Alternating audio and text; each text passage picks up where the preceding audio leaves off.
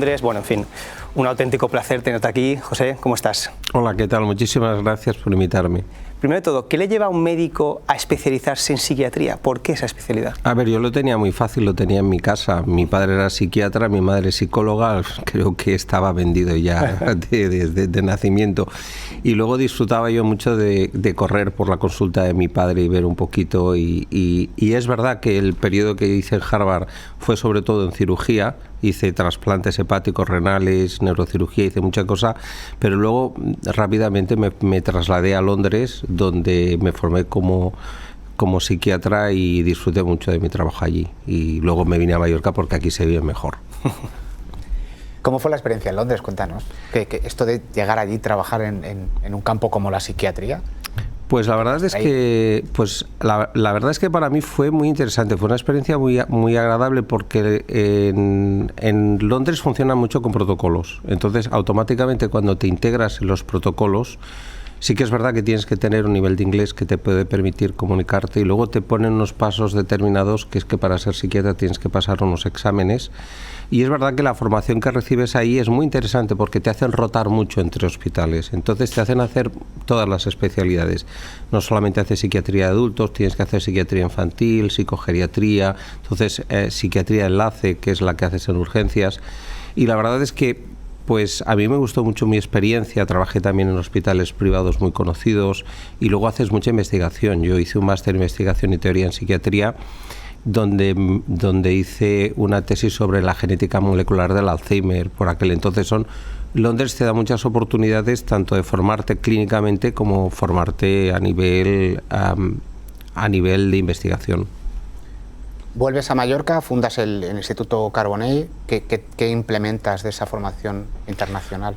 Vuelvo a Mallorca básicamente porque me llaman y me dice mi padre, oye, ¿coges tú la consulta o la cierro? Porque él la empezó en 1961, entonces no tenía mucha opción. Creo que fue un 3 o 4 de septiembre del 99, él estaba enfermo. Y entonces cuando le fui a ver a la clínica Femenías me preguntó, ¿qué haces aquí? Y yo le digo, hombre, pues que estás enfermo, te vengo a ver. Y me dice, no, vete a ver mis pacientes y luego vuelves. Y eso empecé a hacer y entonces ya automáticamente ya había terminado, ya tenía todos los títulos ingleses y ya empecé con la consulta y luego le quise dar ese aire inglés, ¿no? Donde intentaba que todo el trabajo que hiciéramos lo hiciéramos desde el Instituto Carbonell y en Instituto Carbonell pues le puse así el nombre por mi padre y por darle una continuidad y lo que sí que hice fue ir formando psicólogos, además de los psicólogos que ya se fueron adheriendo al instituto, sobre todo para seguir una línea de trabajo un poco inglesa, que es la que yo aprendí a hacer. Entonces, realmente donde yo he hecho mi formación desde el 99, donde yo he trabajado, ha sido en el Instituto Carbonell. ¿Y qué diferencias de trabajo has visto en esas líneas, entre la línea inglesa o la línea de aquí? ¿Qué diferencias has visto entre países? Bueno, hay mucha diferencia. Lo que pasa es que, como yo no he trabajado en un hospital español, yo ya directamente he puesto una manera de cuando trabajas en la psiquiatría privada, puedes ofrecer una estructura terapéutica, o sea, puedes hacer un seguimiento del paciente donde tú le vas indicando con qué frecuencia tiene que venir y luego vas jugando mucho con la psicóloga, que yo considero que el psicólogo o la psicóloga o el terapeuta juega un papel crítico en el tratamiento de cualquier enfermedad mental. Entonces sí que es verdad que yo desde el primer momento, aunque fueran pacientes que ya eran antiguamente de mi padre, piensa que llevamos 4 generaciones. Yo a veces cuando me viene un paciente que vino por primera vez en el 61 o en el 65, mi abuela, mi madre, yo, pues a veces yo me quiero hacer fotos para sacarlos en las redes sociales y decirles, oye, desestigmatizar la psiquiatría porque esto al final todos en algún momento en nuestra vida podemos tener un momento malo y tener que recurrir a un psicólogo o a un psiquiatra. Y mi batalla en el Instituto Carbonell era desestigmatizar tanto la psiquiatría como el psicólogo, como el hecho de que recurrir a un profesional de estas características en la complicada vida que tenemos que vivir nos ayuda mucho. Ahora entraremos en temas de divulgación porque nos encanta, pero tú has hecho un trabajazo enorme y además con bastante éxito en intentar divulgar, ¿no?, temas de psiquiatría en redes sociales, cosa que está funcionando muy bien. ¿Qué te lleva a decir, venga, vamos a tirarnos a esta piscina? Pues lo mismo que en un momento determinado te das cuenta de que después de los años dices, ¿cuál es la mejor manera de desestigmatizar? ¿Cómo podemos hacer que las personas que acuden al psiquiatra sientan como en Estados Unidos, ¿no? Que todo el mundo dice, yo voy al psiquiatra, tengo mi psiquiatra, tengo mi terapeuta, pues, y yo decía, bueno, ¿cómo puedo hacer llegar muchas veces a la gente consejos sencillos y poder desestigmatizar y poder hacer que la figura del psiquiatra esté no solamente, o del psicólogo, no esté solamente para los problemas más graves, sino para gestionar la vida cotidiana mejor?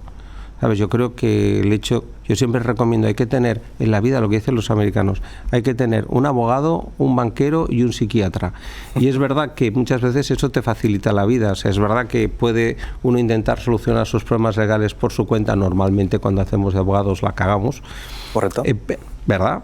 Pero, y es verdad que muchas veces los consejos en psiquiatría o psicología pues son la consecuencia, y sobre todo si das un poco de recorrido, es como un entrenador personal, pero de la vida diaria.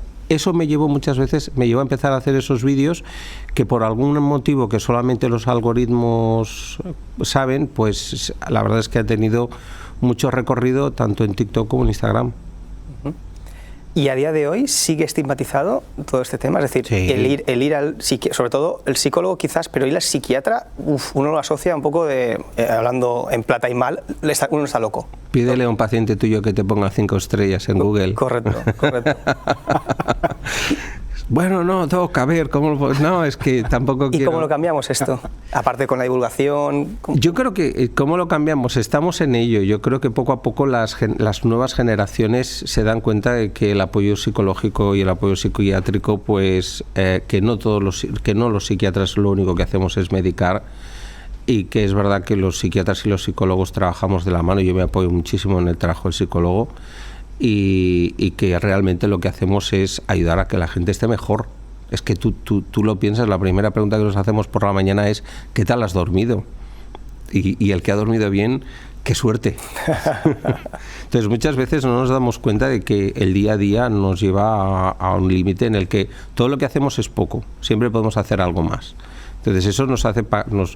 el poder conseguir llegar a ese equilibrio es la consecuencia del trabajo que puedas hacer con ese psicólogo o a veces con el psiquiatra si es necesario.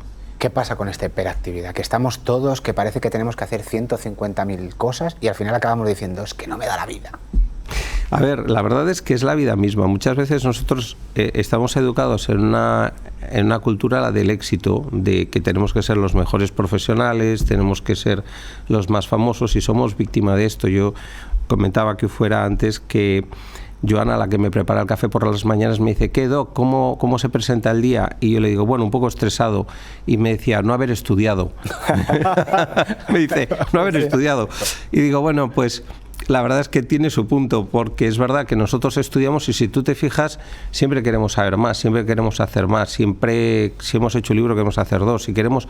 Y llega un momento en que a veces, quizás el sentimiento de culpabilidad que tenemos de no hacer nada, o de dedicarnos tiempo, o el hecho de hacer cosas por nosotros, y que eso no se considere como egoísmo o como vaguería, o hay una palabra... hay una palabra que yo tengo erradicada, esa palabra que dice que es que no hago las cosas que debería hacer, ¿no? Entonces, doctor, yo es que no, y le digo, oye, no, ten paciencia, porque no todos los días las personas tenemos primaveras, en otoño estamos más cansados, en otoño todavía más, en verano o invierno pues nos gusta más estar en casa. Entonces tenemos que ser un poquito más condescendientes con nosotros mismos, la verdad es que sí, y no ser víctimas un poco de la presión o las exigencias de la sociedad en la que vivimos. Es decir, que a veces hay que, entre comillas, perder el tiempo o no hacer nada. ¿Eso es positivo? Terapéuticamente. No, ¿cómo podemos decir eso? Perder el tiempo. Podemos decirlo, invierte el tiempo en ti. Fíjate, ya no... ¿Qué cambio? Ya no es lo mismo, ¿verdad? Pero es verdad, o sea, es hacer yoga, no hacer nada. Pues hay gente que desconecta mirando la televisión, las redes, o que desconecta un poquito, siempre con moderación, porque tampoco hay que excederse. Pero es verdad que muchas veces hay que escuchar a tu cuerpo y decirte, oye, hay veces que estoy agotado y que no puedo, ¿no? Y, oye, tengo en este caso que estudiarme, yo tengo que hacer esto, hoy no estoy en condiciones de poder hacerlo, mañana. Y seguro que al día siguiente te encontrarás mejor. Para nosotros, llevando un poco al tema jurídico, para nosotros es importantísimo la labor de un psicólogo, de un psiquiatra en el ámbito judicial. ¿Cómo es esta interactuación para vosotros como profesionales cuando os vienen a preguntar, por ejemplo, oye, ¿cómo ha influido esta enfermedad en este caso en concreto? Pues mira, para mí es un tema que después de llevar 5 o 6 años ejerciendo en el Instituto de Carbonell, en un momento determinado me vino un caso de una señora que insistía y me dice, mire, es que mi hijo después del accidente de tráfico no ha vuelto a ser el mismo. Me dice, conduce, sigue haciendo vida normal y tal. Entonces yo lo hablé en uno de los congresos, lo hablé con el que era el presidente de la Sociedad Española de Psiquiatría Legal y digo, oye, ¿esto cómo lo gestionas? O sea, ¿cómo pasas del diagnóstico a lo que te pide el juez, que es, pero qué puede hacer o no puede hacer, la capacidad funcional de esa persona? Me dice, porque este hombre puede conducir, este hombre puede hacer cosas. Y me dice, bueno, no. Me dijo, sí, tiene una respuesta muy fácil, haz el máster.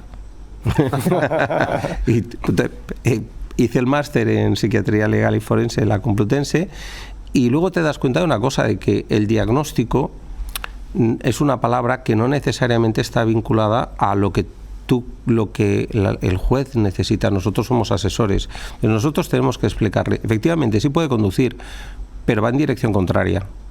Pero va y luego se pierde siempre. Efectivamente, sí puede coger las cartas, pero las coge del revés.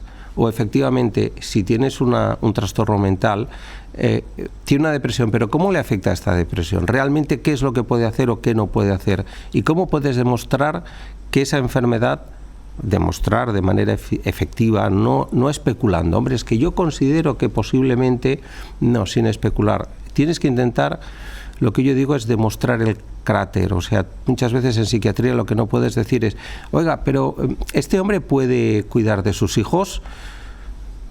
Es que tiene ansiedad y depresión, o esta mujer puede cuidar, o es que tiene este problema. Entonces, muchas veces lo que tú tienes que hacer es analizar a ver qué es lo que es capaz de hacer, cuáles son sus habilidades, cuál es su historial biográfico y explicárselo al juez. Mire, lo que este hombre puede hacer son estas cosas. Entonces, en base a lo que está o lo que no puede hacer, en base a estas enfermedades, en base a que tiene pues trastornos psicóticos o que tiene esquizofrenia o que tiene depresión, que ha hecho todo tipo de tratamientos, que no ha mejorado, que ha estado ingresada varias veces. Entonces tú te das cuenta de que esta persona, el tratamiento no está siendo efectivo, la enfermedad es crónica, que lo hemos intentado todo, que esta persona no se vale por sí misma, y entonces es cuando tú le dices al juez, a ver, su capacidad funcional realmente necesita de una tercera persona. O cuando tú valoras si una persona dices, a ver, cuénteme usted cómo está hoy, o hábleme usted de su capacidad, o qué ha leído, qué ha hecho, pues no me acuerdo. Entonces le puedes asesorar muchas veces al notario de a ver si esta persona está capacitada para hacer un testamento o no hacer un testamento. Yo creo que sobre todo cuando nos vienen a buscar para poder hacer esa asociación entre que tiene una enfermedad mental y a ver si esa enfermedad mental está influyendo en el caso en cuestión y en qué medida puede estar influyendo. Y lo más importante de todo es hacerlo con evidencias, no con especulaciones. No sé si os he liado más. No. Sí. Entonces no solo es el tratamiento con ese paciente, sino también el estudio previo de todo el historial y de todos los tratamientos que haya sido objeto esta persona. Claro, es imprescindible. Totalmente. Realmente un informe pericial tiene que ser... Yo huyo de los informes periciales que se basan en tests. Bueno, yo te voy a pasar un test. Y ¿por qué? Porque los tests nos pueden ser de utilidad. Pero los test no nos dan, los test no están hechos para darnos sentido común. Entonces tú tienes que poder estudiar, darles una perspectiva biográfica de esa persona y en base a esa perspectiva las enfermedades que ha tenido, cuando las ha tenido, por qué las ha tenido, la adherencia al tratamiento, si ha consumido, si no ha consumido, su comportamiento anterior. Entonces, ¿qué es lo que ocurre? Tú estás planteando una enfermedad en el contexto de una persona. Es verdad que puede estar apoyado por los tests y luego le dejas al juez decidir en base a la información que tú le das. Lo que tú puedes hacer es hacer una presentación comprensiva de tal manera que cuando nosotros hablemos no estemos hablando de cumple los criterios del DSM tal y del CIE tal, y claro, el juez se queda así como me quedaría yo cuando vosotros habláis de usurcación y cosas raras estas que digo, que debe ser, sí. Y digo yo que debe ser eso y tal, ¿no? Entonces es verdad que yo creo que muchas veces lo que hace el psiquiatra en relación al tema legal es sobre todo aportar un poquito de sentido común y ponerse a disposición de las personas que quieran poder saber un poquito más sobre cómo una enfermedad mental puede afectar a la hora de tomar decisiones o en los actos que haya podido hacer. Hay un poco de leyenda urbana porque mucha gente de la calle, ¿no?, cuando hablas de temas psiquiátricos y judiciales, dice, bueno, pues este se hace pasar por loco y ya se va a librar. Es difícil fingir una enfermedad psiquiátrica que no se tiene. Es fácil. Contéstame tú. Es difícil, es fácil, no lo sé. Yo veo muchos clientes que... A ver, por eso te digo que en un informe pericial lo más importante de todo es basarse en las evidencias. O sea, tú puedes hacer lo que te decía antes. Cuanto más extenso es la información que tú obtienes de esa persona, de todo su historial biográfico, la mejor manera de predecir el futuro es analizando el pasado. Entonces, cuando tienes a una persona que te puede estar diciendo la verdad o no, porque tiene un beneficio secundario, un interés, lo importante es sobre todo tener en cuenta que quizás te esté contando su versión. Y te lo voy a complicar más. A veces te cuentan su versión consciente o inconscientemente. O sea, hay muchas personas que directamente, de hecho, si nosotros ahora habláramos dentro de media hora sobre cómo ha sido, cada uno de nosotros tendría una opinión diferente. Entonces, hay veces que las personas recuerdan las cosas de manera parcial y eso no necesariamente es una enfermedad mental. Entonces lo que pasa es que ellos mismos, ¿qué es lo que ocurre? Te tienes que basar en las evidencias y en las limitaciones que tiene la ciencia. O sea, yo puedo decir tiene una enfermedad mental y esta enfermedad mental en ese momento yo puedo demostrar que está afectando a esta persona porque tienes una manera de poder demostrarlo. Tienes que en el momento que detuvieron a esa persona pues estaba hablando de delirios o en el momento. Entonces estas cosas luego las puedas aportar. Es que te puedan estar mintiendo. La mentira tiene el problema que no aguanta el paso del tiempo. Entonces, ¿qué pasa? Pasa que luego no te acuerdas de a quién le has dicho qué versión. Entonces, cuando haces un informe pericial normalmente necesitas mucho tiempo para hacerlo. Y a veces, si tú ya ves que la persona a quien le estás haciendo la pericial te está dando diferentes versiones, yo en muchas ocasiones ya directamente le digo, no tengo evidencia suficiente como para poder hacer un informe sin especular. Y si yo hago un informe sin especular, ya directamente ya no lo intento defender. Yo digo, yo prefiero dejarlo aquí porque las cosas que me dices no... Tú piensas que un informe pericial lo que haces es confrontar a la gente. Un tratamiento psiquiátrico lo que haces es acompañar.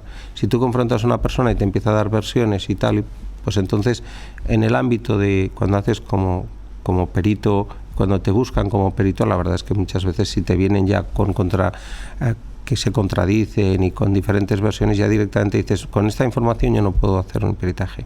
Hablando de la mentira, en tema de incapacidades laborales, sobre todo, muchas derivadas de ansiedad, depresión, ¿han aumentado o no han aumentado? ¿Por qué es tan recurrente? O al menos personalmente creo que como que es algo muy manido. ¿Por qué? Una depresión derivada de el ambiente laboral, del ambiente de el quemazón, el burnout, todo esto. Sí. ¿Qué ocurre con esto?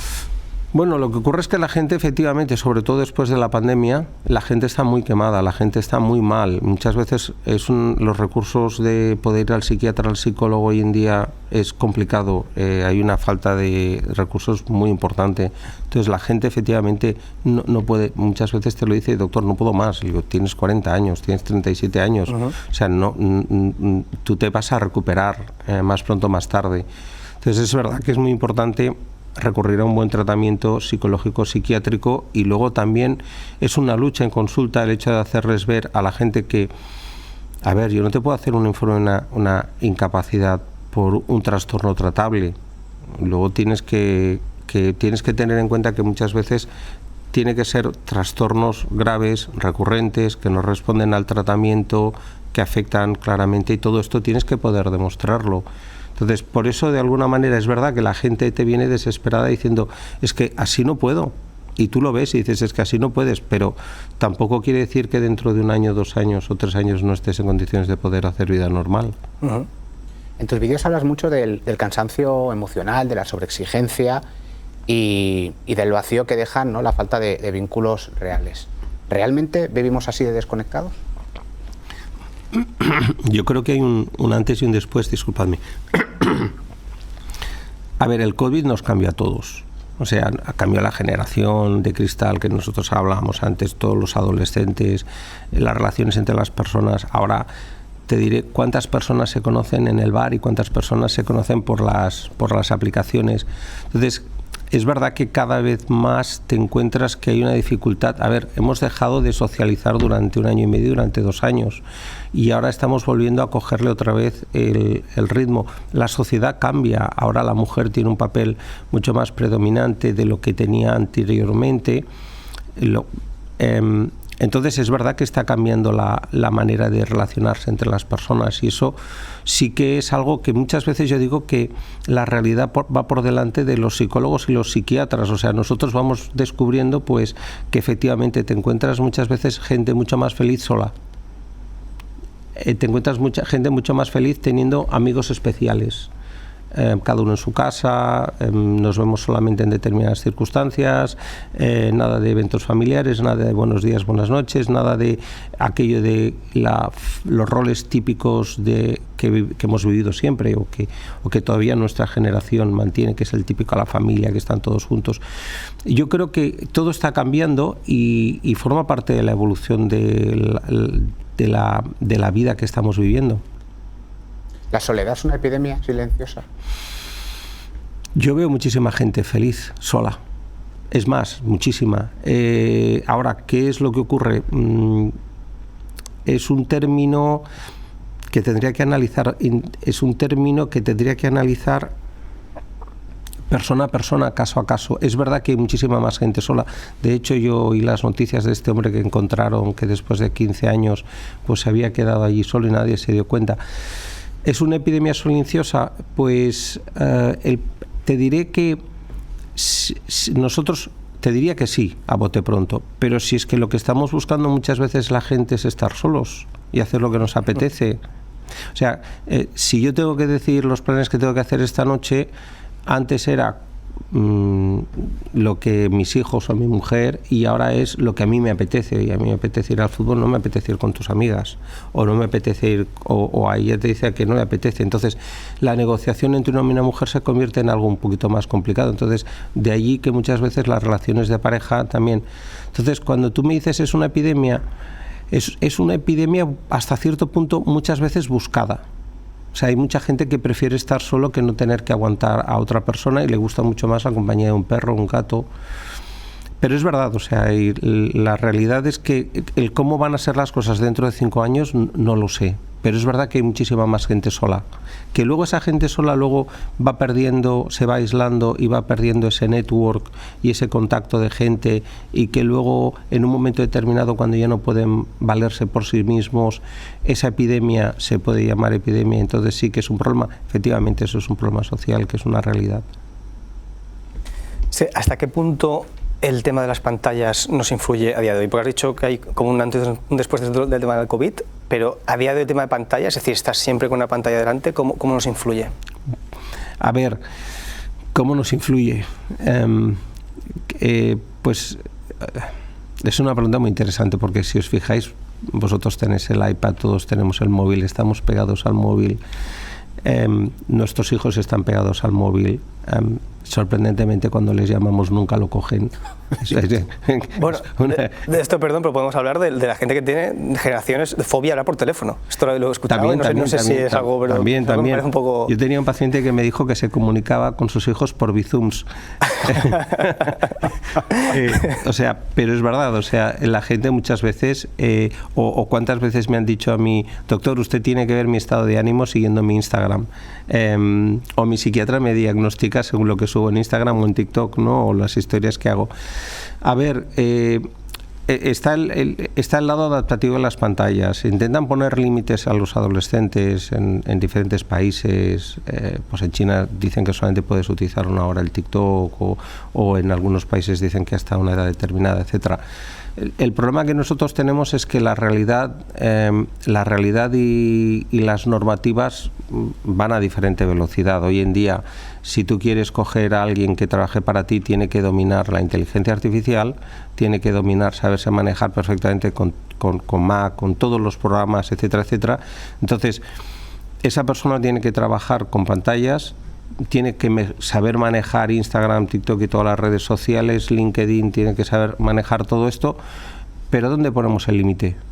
Si ahora, no sé, si la última estadística que vi era que 1 de cada 3 matrimonios se conocían en redes. Yo creo que ahora posiblemente es más.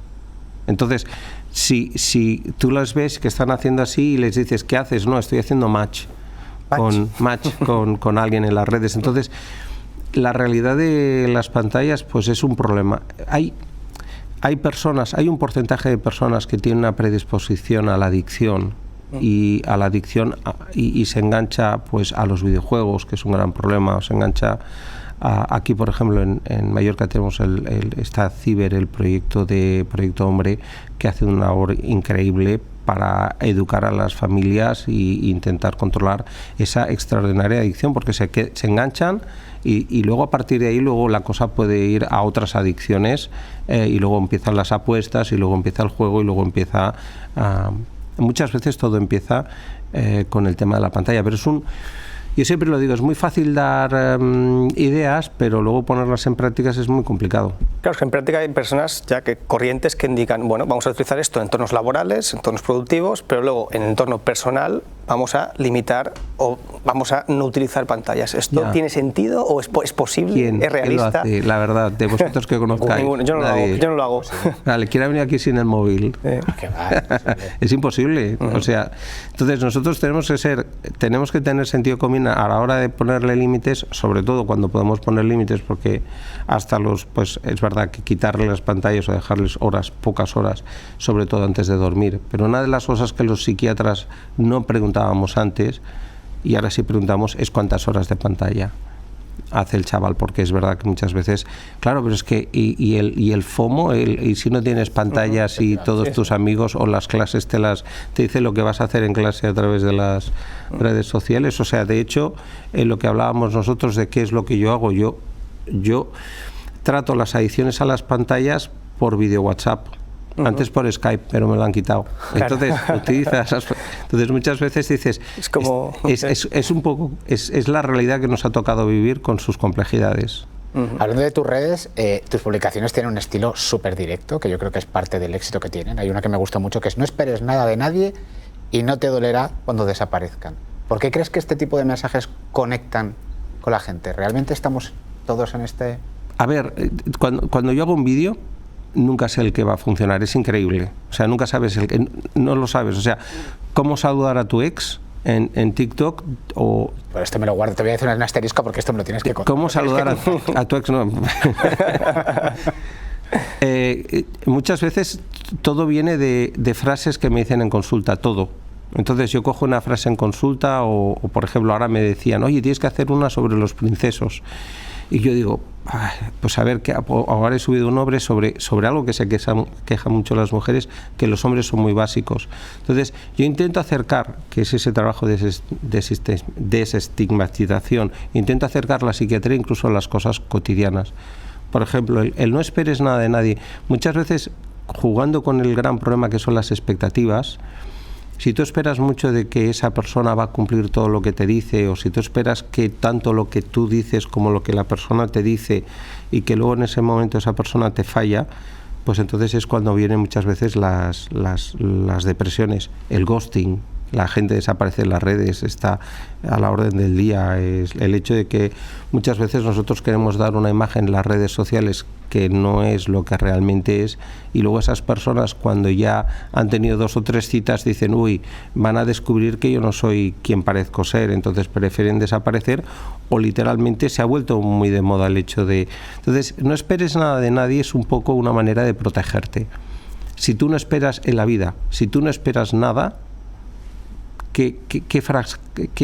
si tú ya directamente dices, mira, lo que me aporte un amigo o lo que me aporta una pareja, y no tienes unas expectativas de que va a ser leal, fiel y que va a estar para mí 100%, pues entonces ya no te llevas esa gran decepción. Entonces, coge las cosas de la vida como vienen, disfrútalas como vienen y entiende que a veces vienen de una manera y otras veces vienen de otra, que es una manera es una filosofía que me la dijo un paciente, que me pareció muy interesante compartirla. ¿Todos son dramas? Es decir, hemos hablado con una entrevista, una psicóloga, en cuanto a diferenciar los problemas perjuicios o básicos del día a día con auténticos dramas que gente confunde. Todos son dramas. ¿Cómo se trata? ¿Cómo hacemos esta distinción entre lo que es un drama de verdad y lo que es un inconveniente de una discusión con la pareja, un problema laboral concreto, muy pequeñito? ¿Cómo hacemos esta distinción sin convertirlo todo en drama? Depende de la persona.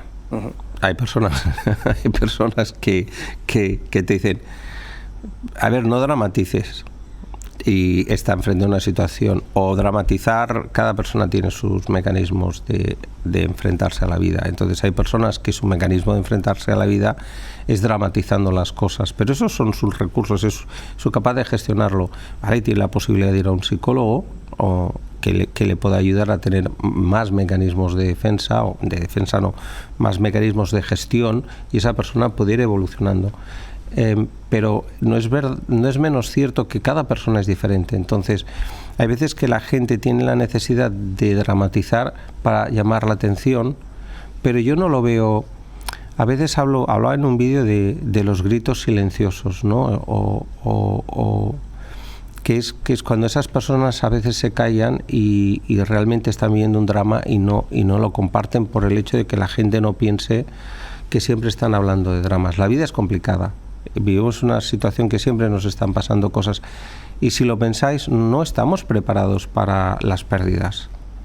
O sea, y es normal hasta cierto punto, pero perdemos un ser querido y para nosotros es un drama, y es un drama. Pero es verdad que muchas veces cuando te dedicas a la psiquiatría, ves muchas veces que las personas no entienden que la pérdida forma parte de la vida misma, ¿no? Que posiblemente, yo el otro hice un vídeo que decía, prepárate para que te dejen, porque vi un artículo que dice lo que dura las parejas ahora son máximo 16 años.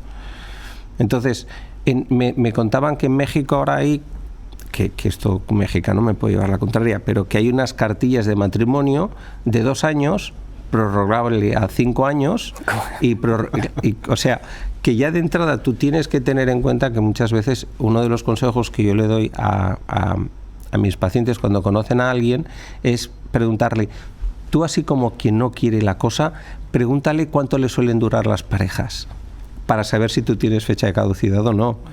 Entonces muchas veces te dicen, no, yo a los 2 años ya es que me canso de mis parejas. A ver, si ha tenido 10 parejas anteriores y se han cansado de ellas, ¿cuánto tiempo llevas con ella o con él? ¿Sabes? Entonces hay que tener en cuenta que muchas veces el poder conocer más o el poder entender más o los pequeños detalles, el tener un terapeuta que te ayude a fortalecerte, a lo que tú decías antes, ¿no? De que si no esperas nada de nadie, pues no te decepcionas, y que los dramas, si los gestionas, no son tantos dramas y no te afectan tanto a la hora de vivir.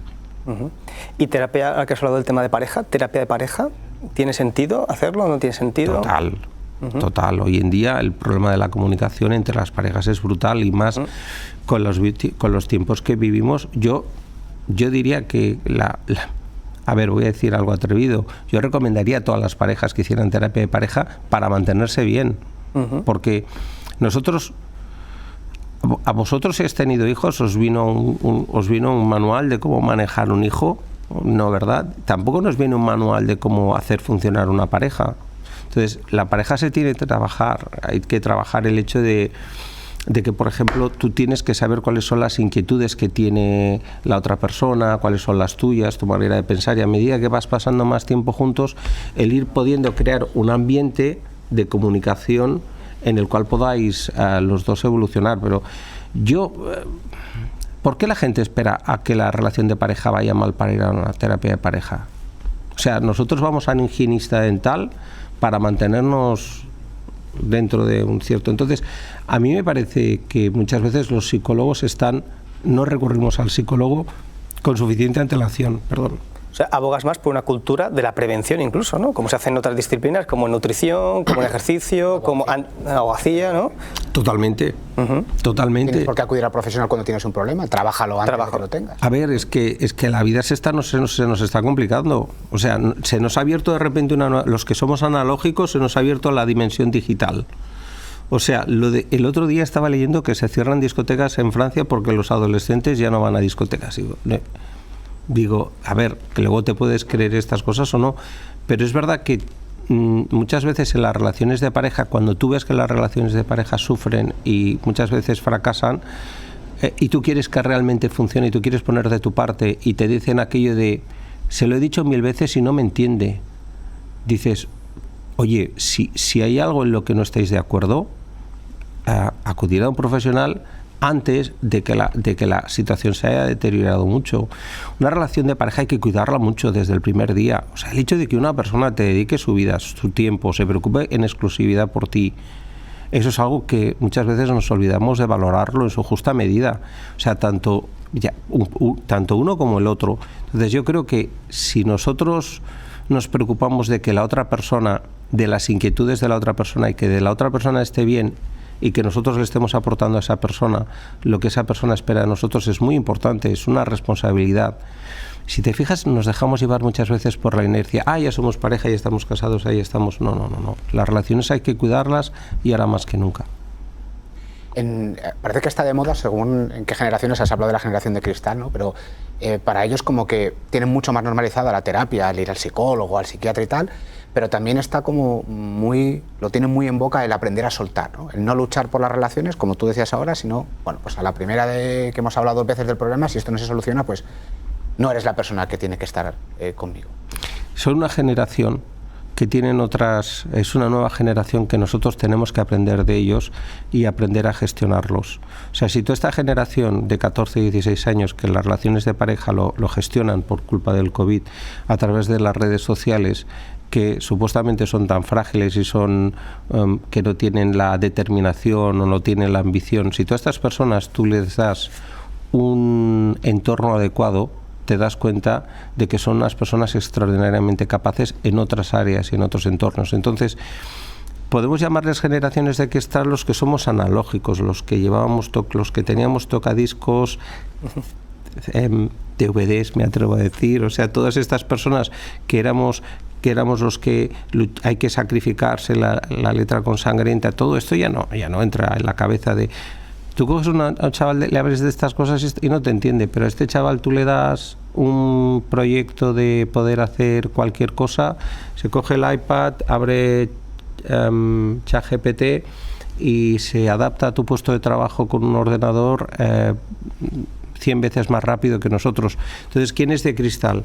En esa situación los que somos de cristal somos los analógicos y esta persona está... Yo creo que la generación de cristal hay que encontrarle el ambiente, el entorno, el sitio adecuado para que estas personas se puedan desarrollar de la manera más adecuada. Hay que saber escuchar cuáles son y hay que entenderlos mejor. Yo creo que estamos en ese proceso, pero desde nuestra generación sois unos blandos.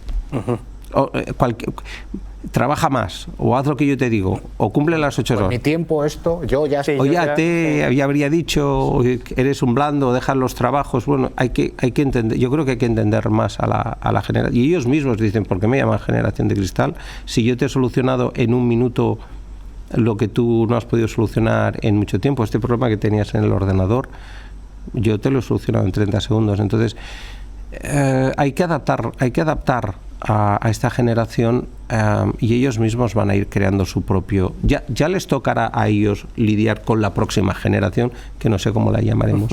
Pero es verdad que si tú haces los test de inteligencia de entonces que utilizábamos a los chavales de ahora, da la sensación de que son menos inteligentes, pero cuando tú te pones con ellos y te cogen tu iPhone o te cogen tu móvil y te hacen en 15 segundos, te suben un reel, te lo vuelven, te lo devuelven, te lo cambian de idioma, te ponen no sé qué, te demuestran que, oye, su capacidad intelectual y de adaptación es fantástica, pero en otro contexto, en otro entorno. Efectivamente, o te automatizan funciones dentro de una empresa y hacen que esa empresa crezca mucho, cosa que nosotros, pues a lo mejor no tenemos esa capacidad para hacer. Y te lo hacen en 2 minutos. Por eso te digo que sí, pero que nosotros es el mayor salto generacional que ha habido la historia, o sea, nunca, de nuestros padres a nosotros todavía, pero de nosotros a nuestros adolescentes, que lo normal es que no se casen, que cada uno que pues tienen otras prioridades, disfrutar, viajar, vivir, las redes sociales, trabajar dentro de un límite, pero funcionan funcionan dentro de otra dimensión que es diferente a la nuestra. Entonces, nosotros tenemos que tener la capacidad y la inteligencia de poder verlo y adaptarnos a eso. Estas generaciones, bueno, y también hay que decirlo, algunas de las nuestras que se han ido a vivir a las redes sociales, ¿detectas que luego este vivir constantemente en las redes sociales por y para la galería te afecta la propia autoestima? Dímelo, pregúntamelo en 10 años. No. A ver. No, porque claro, lógicamente, ahora lo dicen menos, lo de quiero ser youtuber, pero o soy influencer. Pero es que hay gente que se gana muy bien la vida. El tema del OnlyFans, por ejemplo, no se menciona, pero hay muchísima gente que gana mucho dinero con estas cosas. Entonces, nosotros no estamos mentalizados. Que puede afectar, lo que sí vemos es que las personas, si tú te fijas, muchos de los influencers te dicen que lo pasan mal, que tienen depresiones y que han tenido que ayudar a ayuda en terapeuta o que se han tenido que ir durante un tiempo. Yo creo que es como cualquier otra cosa, tienes que poder gestionar tu vida profesional en las redes y luego tener tiempo para tu vida. Si no mantienes el equilibrio de vida personal, tiempo para tu entorno familiar, amigos, etcétera, tiempo para tu trabajo y tiempo para ti, si no eres capaz de hacer eso, cosa que las redes te lo ponen muy complicado, porque las redes lo que te pide es comparte tu vida privada. Dinos qué haces cuando llegas a casa, comparte cuando vas por camino en coche. Eso es lo que valora muchas veces el algoritmo, compartir las cosas cotidianas. ¿Puede afectar a tu autoestima?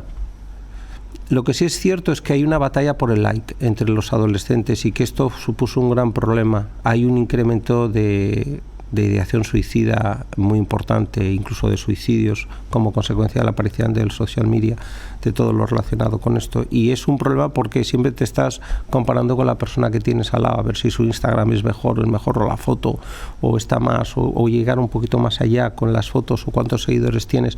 Esto sí que es un grave problema para los adolescentes hoy en día. ¿Has hablado del suicidio? ¿Tú crees que es bueno hablar de suicidio? Si yo creo que es bueno hablar de suicidio. Bueno, normalmente, o sea, es bueno hablar de los programas para evitar el suicidio, es bueno concienciar a la gente para estar alerta del tema de que todo lo que sean ideas suicidas, pues tiene que haber todos esos programas para la identificación, es muy importante, pero lo que todos sabemos es que si os fijáis, en las noticias no se pone esto porque puede hacer un efecto llamada, por decirlo de alguna manera. Entonces, sí que es verdad que yo hablo muchas veces con mucha precaución y con mucho respeto porque nunca sabes. A mí me entristece mucho el hecho de que muchas veces una persona por una enfermedad que tiene tratamiento pueda llegar a la conclusión de que la mejor manera de dar a veces lo viven como una liberación para todo el entorno. En su cabeza entienden que haciendo lo que van a hacer van a liberar a todo el mundo de preocupaciones y responsabilidades y que es la mejor salida posible a la situación en la que están. Y muchas veces esas personas son muy difíciles de identificar porque cuando ya han tomado la decisión están en paz con ellos mismos. Entonces te dicen, no, se hacía vida totalmente normal, si se fue a comprar el pan y tal, y no sé qué, no sé qué cuántos. Y me saludó y yo no noté absolutamente nada porque muchas veces es extraordinariamente difícil. Es un tema que yo le tengo muchísimo respeto y es verdad que hablar de este tema pues es extraordinariamente delicado. Gracias a Dios hay muchísimos programas en marcha, teléfonos para poder acceder a ello que funcionan muy bien. Claro, quizá a lo mejor la cuestión sería hacer pedagogía, ¿no? Y hacer divulgación sobre pues, un poco los problemas emocionales, ¿no? La ansiedad, la depresión, antes de, porque al final es lo que tú dices, ¿no? Cuando se llegan a esos puntos extremos es porque ya detrás ha habido una mochila que no se ha podido vaciar. A ver, vosotros os imaginabais pasar una pandemia. Nadie se lo imaginaba. O sea, la gente después de la pandemia, pues tanto en la entrada de la pandemia como en la salida de pandemia, ha afectado a todo el mundo y a las personas más vulnerables muchísimo más. Las enfermedades mentales se han disparado. Entonces, todos los programas de prevención de concienciación y prevención de salud mental o de promoción de la salud mental, o sea, el hecho de insistir, oye, mira, hacer deporte, vida sana, el uso racional de las pantallas, apoyarte en tu network de amigos, acéptate, trabaja en ti, cuidado con el tema de la imagen personal, la autoestima muy asociada también con el tema sobre los adolescentes, de cómo se ven, de cómo sienten que se ven, la percepción que tienen, de trabajar en todos estos temas. Yo creo que es muy importante, sobre todo de cara a que estas personas que han vivido un evento vital inesperado totalmente, pues le podamos estar apoyando y acompañando, y todas las campañas que se puedan hacer son pocas, la verdad. Yo normalmente en consulta suelo decir, poner bien a alguien es muy fácil, lo difícil es mantenerles bien, porque concienciarles de que tienen que hacer un mantenimiento para que no recaigan, que no dejen de ir a ver a su psicólogo, que no dejen de hacer su terapia, quizás una vez al mes, quizás una vez cada 2, pero es muy importante, sobre todo porque los retos de la vida son complicados, la vida se ha complicado mucho. Uh-huh. Ahora con las celebrities vemos mucho que se habla, pues, ¿no?, de salud mental, que se habla de ansiedad, parece que como que han puesto de moda la ansiedad. Todo es ansiedad. Cuando tienes un problema, porque se asocia, ¿no? Tengo estrés, no, tengo ansiedad. A ver, yo creo que están haciendo, yo creo que lo que antes era un estigma, que era el hecho de sufrir ansiedad o pasarlo mal, o el hecho de poder contar que has tenido problemas de esta, ahora poco a poco se está saliendo del armario, ¿sabes? O sea, hay muchas cosas. O sea, ahora te hablaré de la ansiedad, pero el vídeo que yo he hecho que tiene más éxito es cuál es la diferencia ideal entre las parejas. Y fue como la gente en TikTok era como si saliera del armario, ¿no? Todo el mundo, oye, yo me llevo 30 años, yo me llevo 20 y somos súper felices. Era como si la gente saliera del armario y tuviera la oportunidad de decirlo. La gente, cuando le das la oportunidad de decir, yo estoy sufriendo, yo sufro, yo en las películas salgo muy bien, o en los vídeos que hago salgo muy bien, pero detrás de los vídeos yo me tengo que preocupar, tengo que pensar. O sea, cuando tú ves cuando un influencer, un youtuber, o cuando una persona tiene que programar el contenido que va a hacer, o sea, son trabajos que requieren full time, o sea, es un trabajo, es un equipo, vídeos, cámara, no sé qué, luego una persona que te está asesorando, otro que está investigando el algoritmo. Entonces, muchas veces el cuidar nuestra autoestima es muy importante, y yo creo que esas personas que son más mediáticas, que son todos los actores que están empezando a hablar de este tema, yo creo que lo que están haciendo es hacer algo que era normal, que es el hecho de, oye, vamos a simplificar y darle un tono de sencillez y de coloquio al hecho de que yo a veces no estoy bien, no duermo bien, y además es que, oye, que tengo ansiedad, y que lo puedan compartir con normalidad, y que en esos momentos cuando tú tienes ansiedad es que hay algo que ahí está en fricción. Oye, a lo mejor la cantidad de trabajo, los ritmos que llevas, el viajar, los papeles que tienes que hacer, el estudiarte un papel, o el hecho de tener, o que no te guste el contenido, o los haters, no, continuamente gente que se dedica, que les encanta, pam, pam, pam, pam. Y luego te dicen, para manejar un hater no hay que contestar, no hay que hacer nada, o sea, dejarlo ir, ¿no? Deja que te odie y entiende que forma parte de que siempre habrá gente. Muy importante entender que no podemos gustar a todos, y muy importante entender que estas personas que tienen una imagen idílica, o que nos presentan una imagen idílica, al final son personas. Yo no conozco a nadie dentro o fuera de mi consulta que en un momento determinado no me haya consultado, oye, no puedo dormir, oye, tengo ansiedad, oye, ¿qué me pasa? Muchas veces en España tenemos tendencia a somatizar. Aquí en Mallorca es muy divertido porque la gente de Menorca y Alcudia suelen tener muchos mareos por el viento, y te vienen mareos y romó, dicen, o la gente que te viene, la gente de Campos me viene más con problemas gastrointestinales, es que tengo la sensación. La gente de Santa Ponsa es más opresión en el pecho.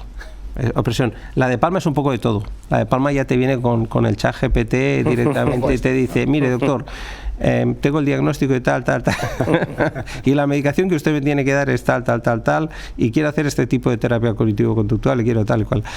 La verdad, en esencia, es que si nosotros nos pensamos, si yo de esta entrevista consigo que una persona se anime a acudir a un psicólogo, a un terapeuta, ya ha valido la pena. Has hablado del tema de la medicación ahora mismo. ¿Se sobremedica en España o es más un tema de consulta pública y en cambio en consulta privada se intentan otros remedios quizás por el tiempo y por el número de tratamientos que se pueden realizar o no? A ver, yo os voy a contar una anécdota del presidente del Real Colegio de Psiquiatras del Royal College de Londres. Dijo, yo estoy en contra de las campañas de concienciación de la salud mental. Yo dije, bueno, ¿esto?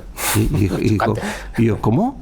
Y entonces empiezo a leer y pone, estamos absolutamente desbordados, no damos abasto. Si encima le decimos a la gente que acude al psicólogo o al psiquiatra, es que a ver, si ya tienen ansiedad y lo pueden gestionar o ya están un poco mal y lo pueden gestionar en casa, nosotros, o sea, ¿qué voy a decir a la gente? Que venga cuando ya tenemos los servicios totalmente colapsados.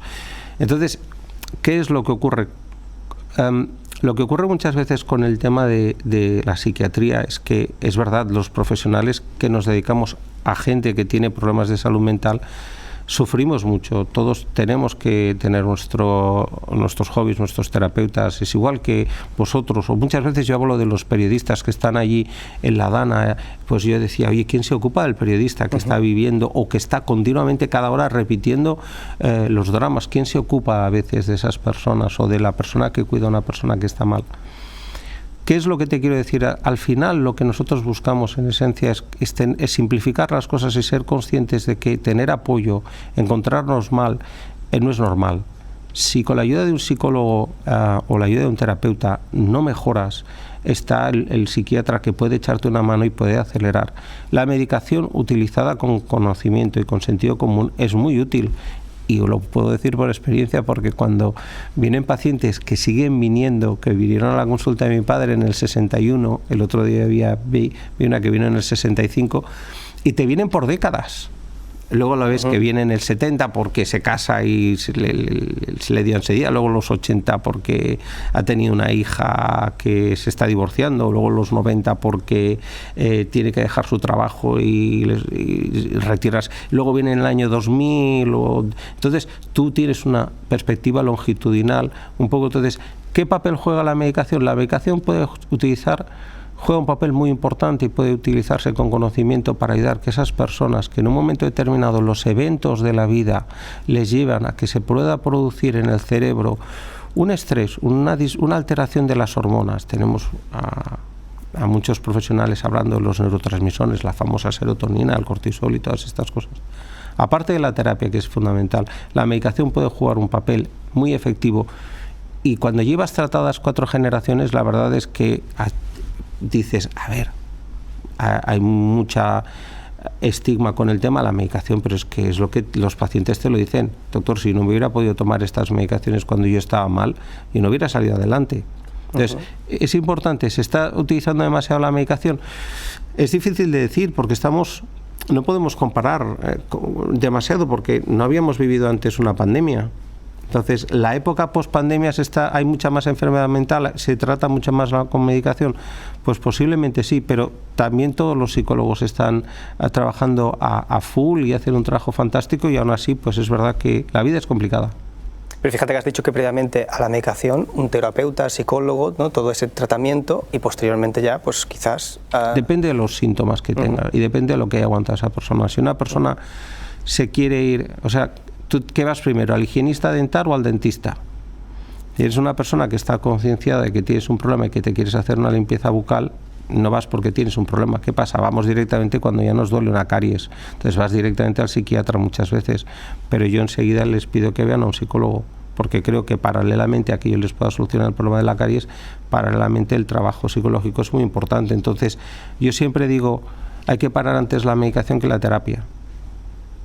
¿Por qué? Pues porque yo creo que el tratamiento terapéutico del seguimiento de esa persona es el análisis de los factores que precipitaron que desencadenaron que esa persona se pusiera mal, el monitorizarlos, el supervisarlos, sobre todo de cara a que en el mantenimiento de esa persona esos factores que hicieron que estaba mal no se perpetúen en el tiempo, porque si no, cuando le pares la medicación, esa persona va a recaer. Y luego la relación con el alcohol, que es algo que es mi batalla diaria también. Una pregunta mítica, ¿no? ¿Podemos beber si nos medicamos? Es la pregunta, ¿no?, que todo el mundo se ha hecho en algún momento aquí en este país. Yo tengo un problema, y es que a todos mis pacientes les paso un test cuando vienen, y ese test lo voy repitiendo a lo largo del tiempo. Yo, después de 20 años de pasar este test, les digo: si bebéis, la medicación no hace efecto. No, pero es que he leído que la 00, la 00 está desaconsejada por el Ministerio de Salud de las mujeres embarazadas. Y yo digo, y entonces negocio, ahí viene la negociación, ¿no? Por favor, hasta que os pongáis bien y luego hablamos. Dejadme un tiempo, dejadme un poquito de espacio. Sí, pero cuando voy con mis amigos a tomar una cervecita. Todos mis pacientes que estén viendo esto se deben estar riendo ahora. Ya me lo ha dicho. Se están riendo ahora. Se están riendo ahora. Doctor, nos quedan 30 segundos, pero lo ha dicho y yo quiero preguntárselo. ¿Cuál es la edad ideal para una pareja? La edad mental, la edad emocional. La verdad es que yo me encuentro cada vez más que lo que une a las parejas es la edad emocional, independientemente de la edad física. Hoy en día hay mujeres muy maduras y hombres muy maduros, muy jóvenes, y que claramente ves relaciones de más de 20 años o de 30 años. Es increíble si ves los comentarios en TikTok, la cantidad de relaciones. ¿Cuál es la edad adecuada? Pues si te diría que hoy en día, ¿tú crees que una persona, un hombre y una mujer de 25 años tienen la misma madurez mental? La pregunta del $1.000.000. Entonces yo veo muchas veces que hay personas que realmente